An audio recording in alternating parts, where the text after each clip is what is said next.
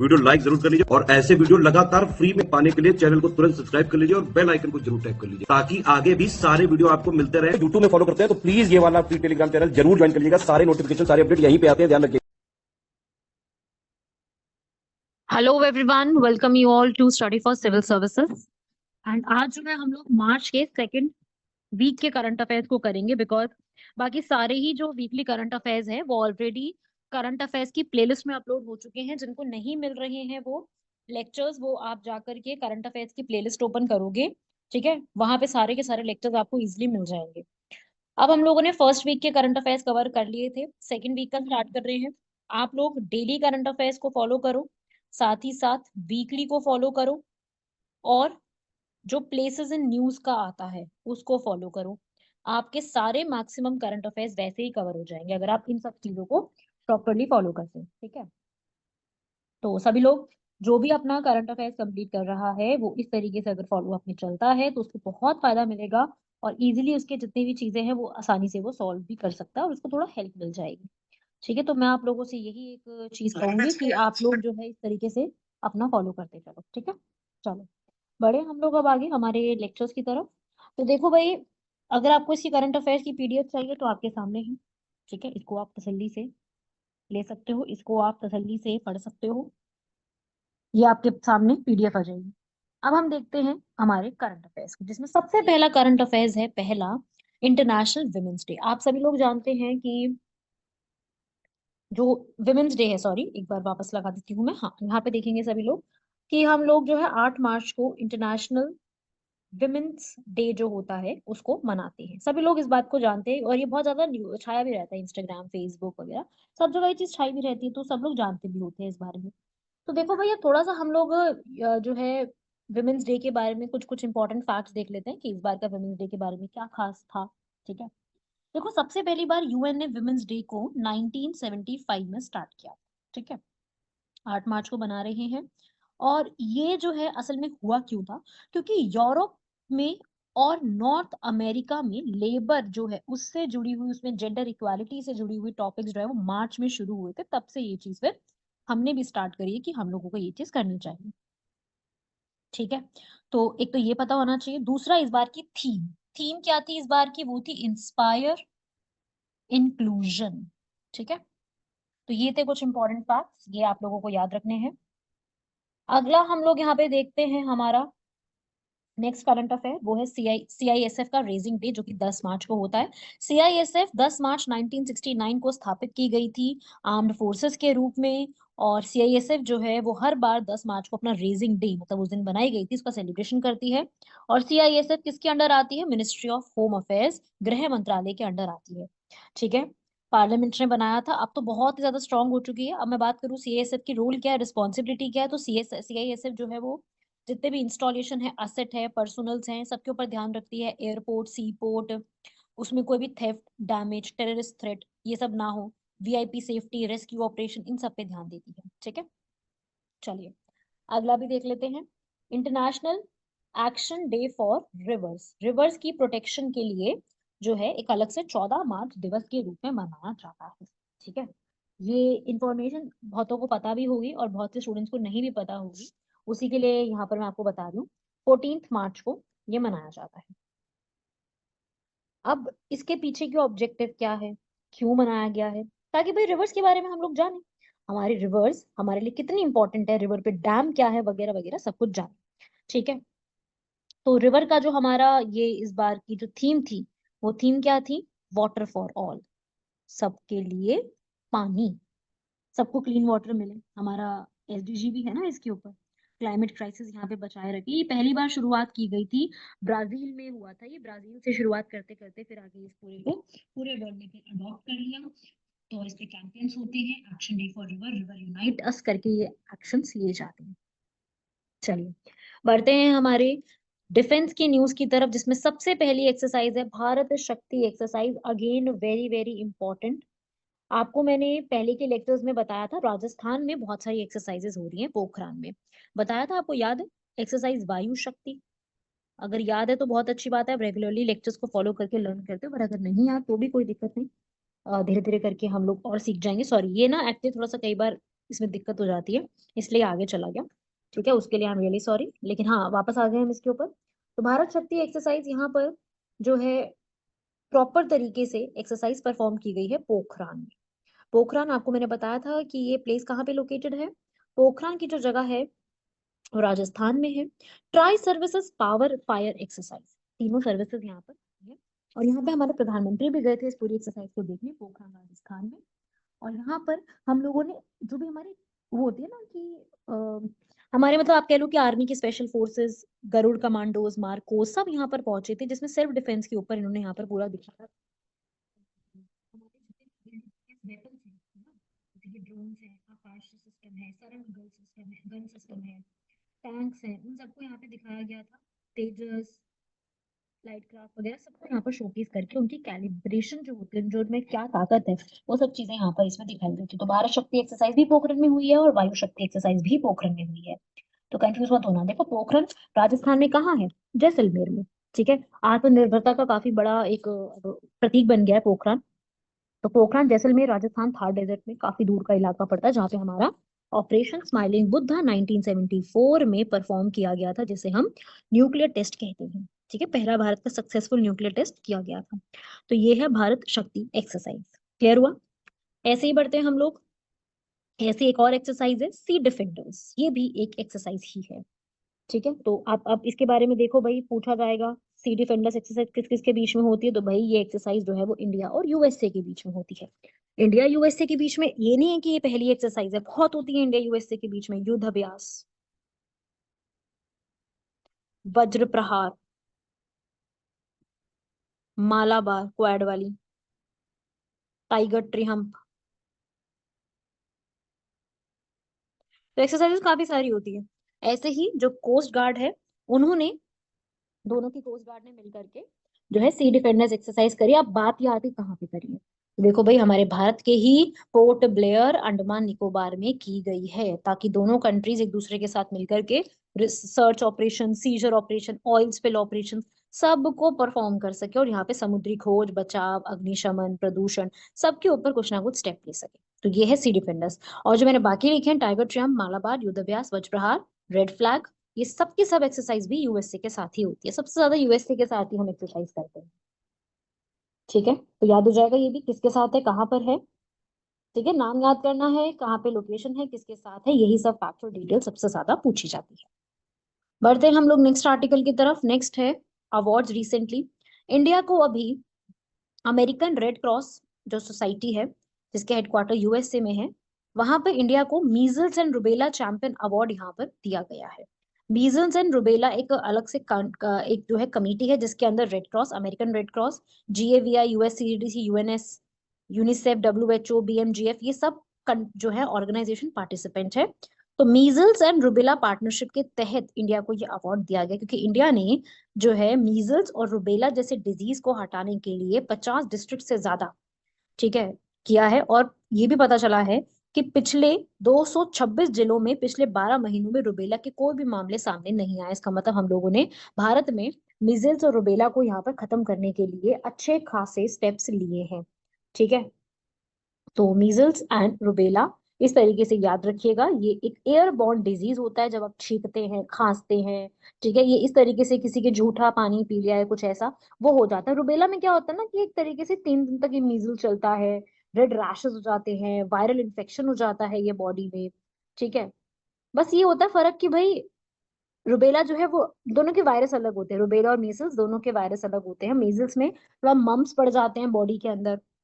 Vaccine है इसकी, vaccine का नाम है एमएमआर, एमएमआर वैक्सीन है, मीजल्स मम्स रुबेला।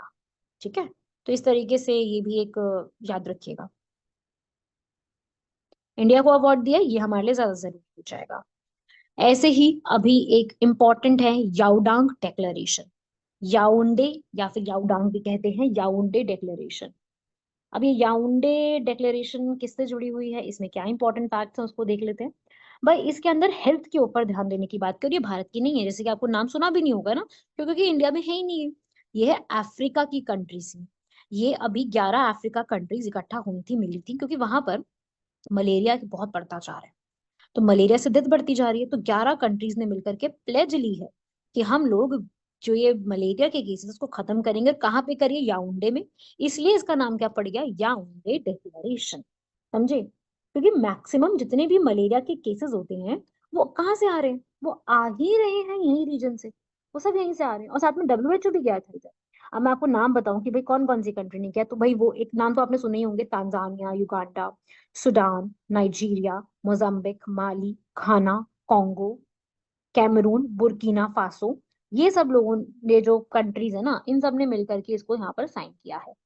तो एक तो ये हो गया याउंडे। ठीक है, अब बात ये आती है कि भाई आप लोग सोचेंगे ठीक है मैम ने ये सब तो बता दिया, ठीक है, पर ये याउंडे कहाँ पे, ये तो बताया नहीं। तो बिल्कुल मैं बता रही हूँ, याउंडे जो है वो एक कंट्री है कैमरून, अफ्रीका में। उसकी कैपिटल है। ठीक है, 7 हिल्स के तहत बना हुआ ये पूरा शहर। और ये याउंडे एक जगह का नाम इंपॉर्टेंट हो गया हमारे लिए। ठीक है, और कैमरून जो कंट्री है उसमें दो ही मेन पॉपुलर सिटीज है, एक तो याउंडे और एक है दौला।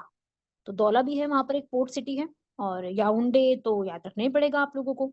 ठीक है, ये प्लेस कहाँ पे है, मैच द फॉलोइंग में क्वेश्चन बनता है, तो ये भी याद रखना है। ठीक है, सो अफ्रीका की ये कंट्री याद रखना, या पढ़ सकते हो इधर। यहाँ पर होस्ट कौन थे, यहाँ पे भी लिखा है वैसे तो मैंने। डब्ल्यूएचओ भी गया था साथ में, और कैमरून की जो सरकार है वो भी याउंडे में पहुंचे थे। तो इस तरीके से ये पूरा एक याउंडे डिक्लेरेशन इंडिया का नहीं है, अफ्रीका की कंट्रीज ने जो प्लेज लिए, हम लोग यहाँ पर स्टॉप करेंगे पूरा। ये जो सारी चीजें हैं उसको, मलेरिया के लिए, उसके लिए पूरा एक आर्टिकल आपको लर्न करना है। क्लियर हुआ भाई इस तरीके से?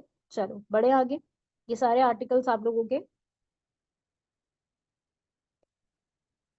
बढ़ते हैं हम नेक्स्ट आर्टिकल की तरफ। ये है गांधी आश्रम।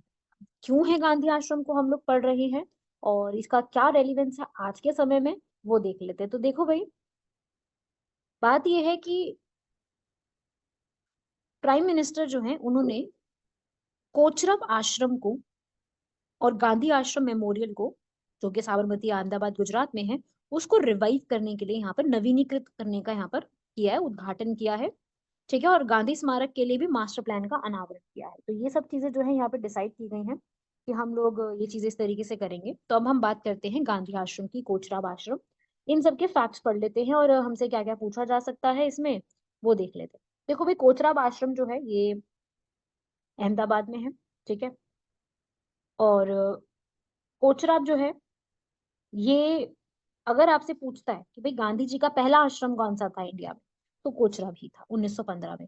उसके बाद साबरमती आश्रम था अहमदाबाद में, फिर था सेवाग्राम आश्रम वारधा में।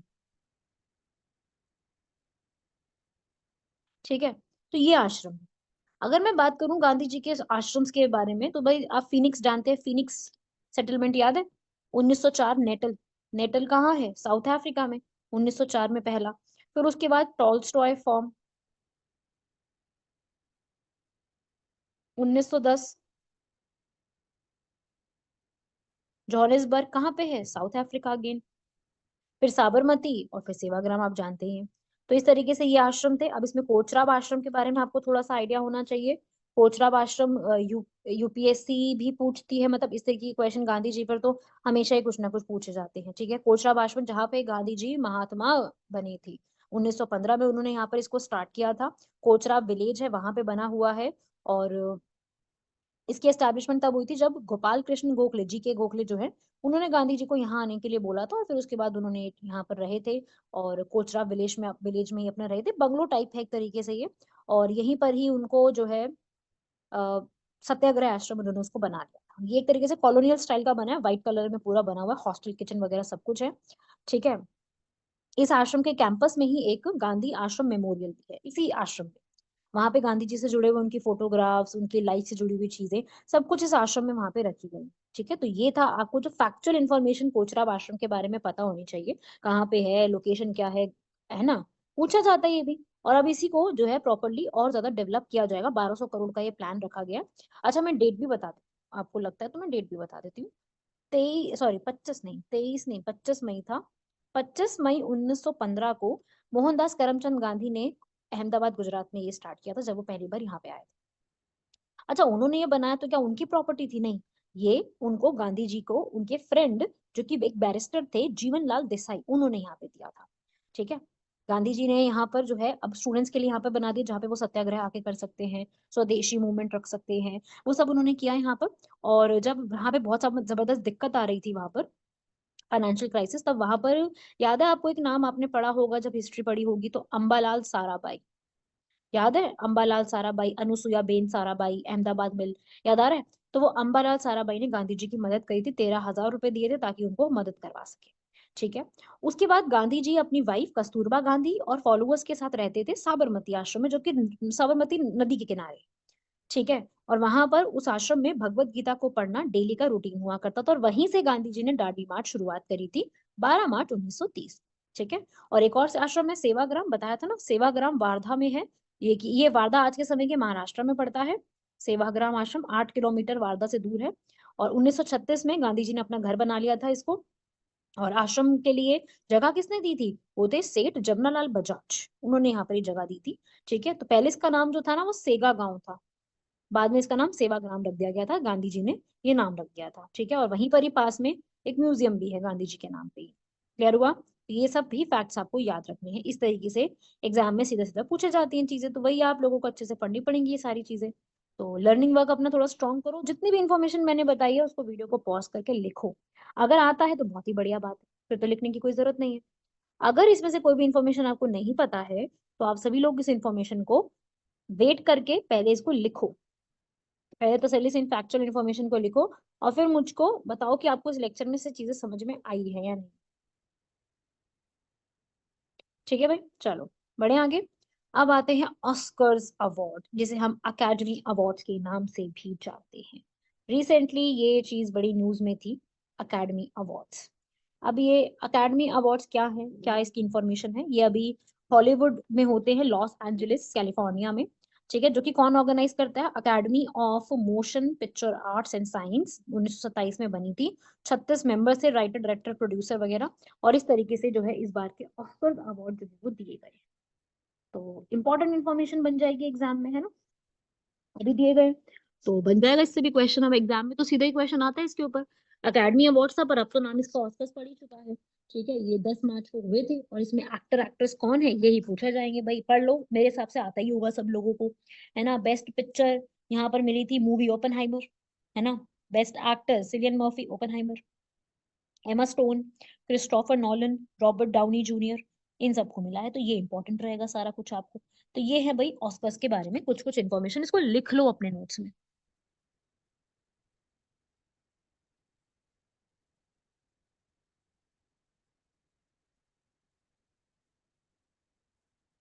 राइट एवरीवन, सबने लिख लिया यहाँ पर? ठीक है भाई।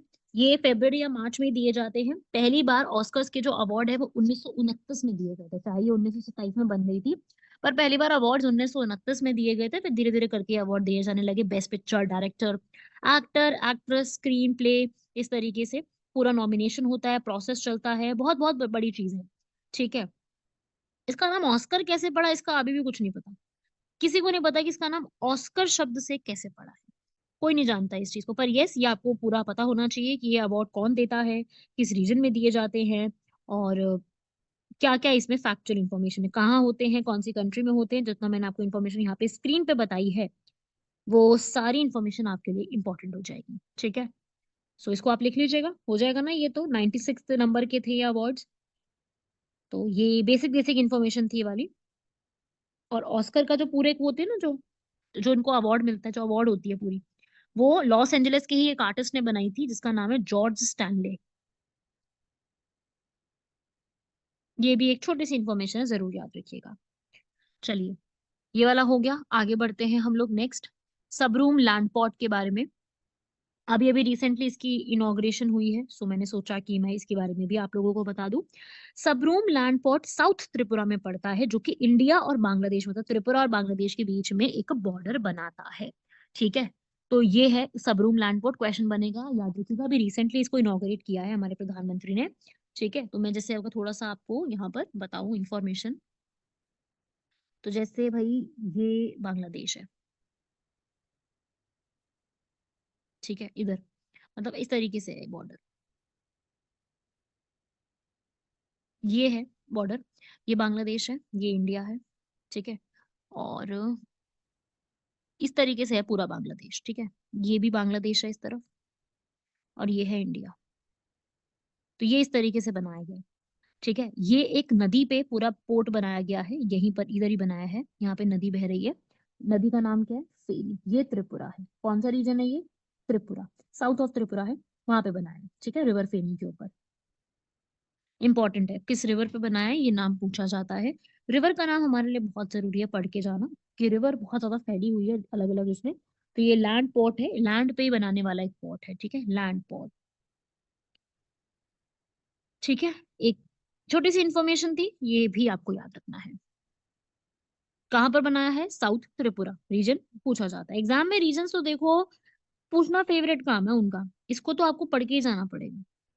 त्रिपुरा में बहुत प्रोजेक्ट चल रहे हैं, उसमें से एक ये भी प्रोजेक्ट है। काफी ज्यादा डेवलपमेंट बढ़िया तरीके से हुई है, जो कि बहुत अच्छी बात है। तो एक ये भी याद रखिएगा, ठीक है।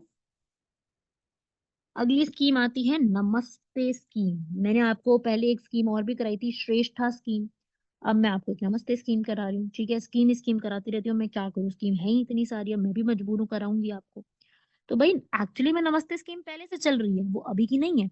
ये नमस्ते स्कीम तो 2000 जो है मतलब पहले ही शुरू हो चुकी थी, ठीक है, 2022 में भी शुरू हो चुकी थी ये तो।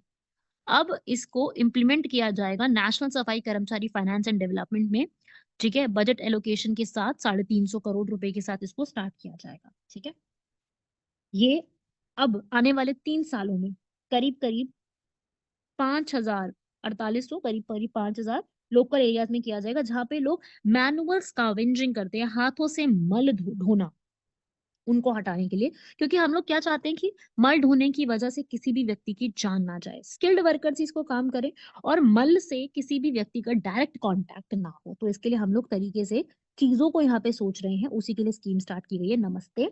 और ये स्कीम जो है वो ऐसा नहीं कि केवल एक ही मिनिस्ट्री कर रही है भाई, इसके लिए ministry of housing and urban affairs, MoHUA करके लिखते हैं, ठीक है, शहरी मामलों वाला, और मिनिस्ट्री ऑफ सोशल जस्टिस, सामाजिक न्याय वाली जो मिनिस्ट्री है वो भी इसके साथ है। तो दोनों मिनिस्ट्री मिलकर के इसको कर रही है, तो ये भी याद रखिएगा, ठीक है। तो एक ही स्कीम याद हो जाएगा, क्लियर है, ठीक है।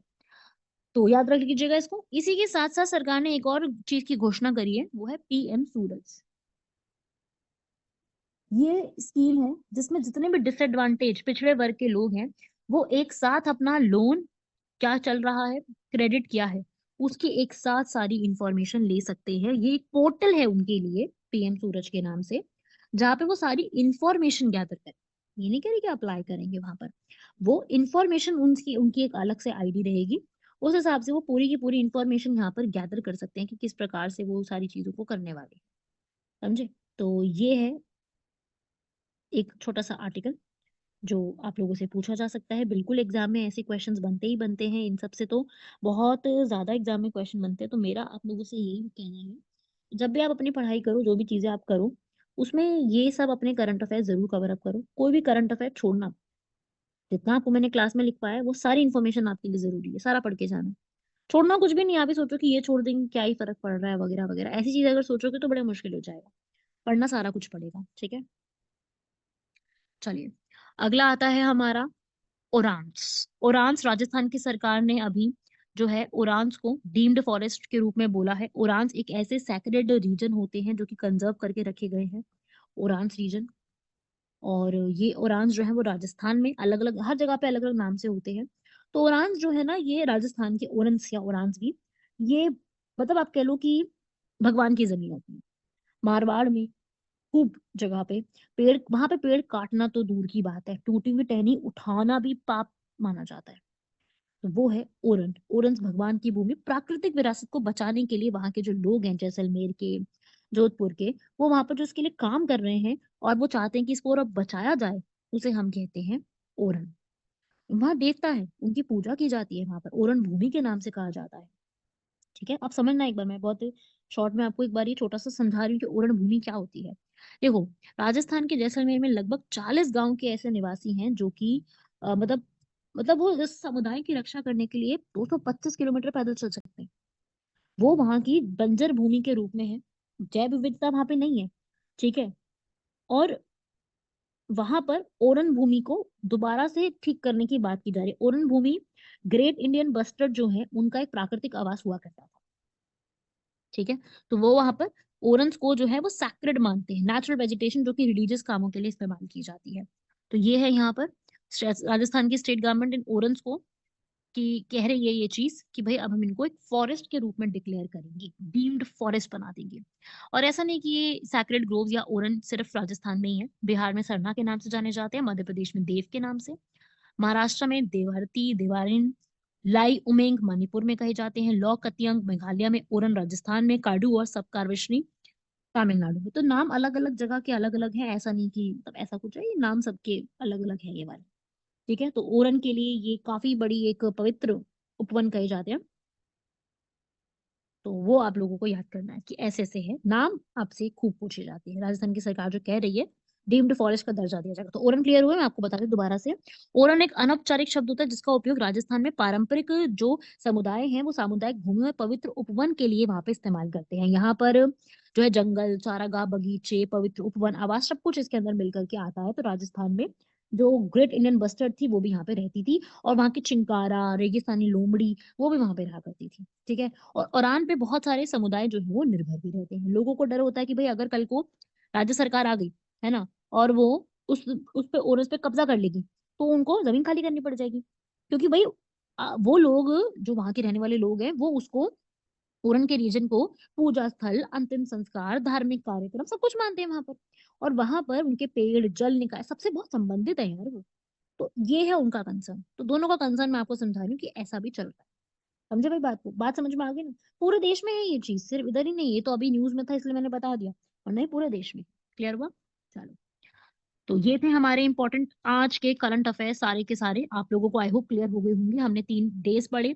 दो बहुत इंपॉर्टेंट एक्सरसाइजेस मैंने आपसे पूछी थी, एक वायु शक्ति हमने की थी पहले फरवरी में, और भारत शक्ति एक्सरसाइज ये भी अभी की गई है। तो ये एक्सरसाइजेस न्यूज में आ गई। सी डिफेंडर्स हो गया, रुबेला चैंपियन का अवार्ड मिला है भारत को। फिर याउंडे डिक्लेरेशन के बारे में हमने 11 कंट्रीज के बारे में पढ़ा, याउंडे कहाँ पे है वो देखा, तो ये प्लेस न्यूज में आ गई थी। उसके बाद हम लोगों ने देखा कि कोचराब आश्रम, गांधी जी के बारे में पढ़ा, उनके आश्रम के बारे में। गांधी जी के बारे में तो पढ़ने के लिए भाई ये वीडियो काफी नहीं है, उनके बारे में पढ़ने के लिए तो बहुत कुछ हमारे पास करना पड़ेगा। तो वो मैं आपको इस वीडियो में नहीं बता रही, वो हम एक कोई अलग वीडियो, अगर आप चाहते हैं कि गांधी जी पे डेडिकेटेड वीडियो बनाई जाए तो बताइएगा, जरूर बनाई जाएगी। और फिर हम लोगों ने ऑस्कर्स के बारे में देखा सारे फैक्ट्स। और फिर हम लोगों ने सबरूम लैंड पोर्ट के बारे में देखा, त्रिपुरा में लोकेटेड है जो। नमस्ते स्कीम के बारे में पढ़ा, किसने स्टार्ट की, कैसे करी, वो सब कुछ देखा। और फिर हम लोगों ने ओरेंज के बारे में पढ़ा, ओरेंज के अलग अलग नाम भी देखे। तो ये सारी इन्फॉर्मेशन थी जो आप लोगों से एग्जाम के लिए बहुत इंपॉर्टेंट रहेगी। आप चाहो तो डेली करंट अफेयर्स को भी फॉलो कर सकते हो, वीकली के साथ साथ सारी इन्फॉर्मेशन आपको एक साथ मिल जाएगी, और बहुत जरूरी रहेगी सारी की सारी इन्फॉर्मेशन। क्लियर हुआ भाई सब लोगों को? तो ये थे हमारे इन्फॉर्मेशन। बाकी आप सभी लोगों से, अगर आपने इस वीडियो से कुछ भी सीखा है तो कमेंट करके जरूर बताइएगा जो भी आपने इस वीडियो से सीखा है। बाकी आप सभी लोगों से नेक्स्ट लेक्चर में मिलेंगे, और नेक्स्ट लेक्चर में से आगे जुड़े हुए करंट अफेयर्स को और आगे कवर अप करेंगे। Till then take care, good bye, thank you, जय हिंद।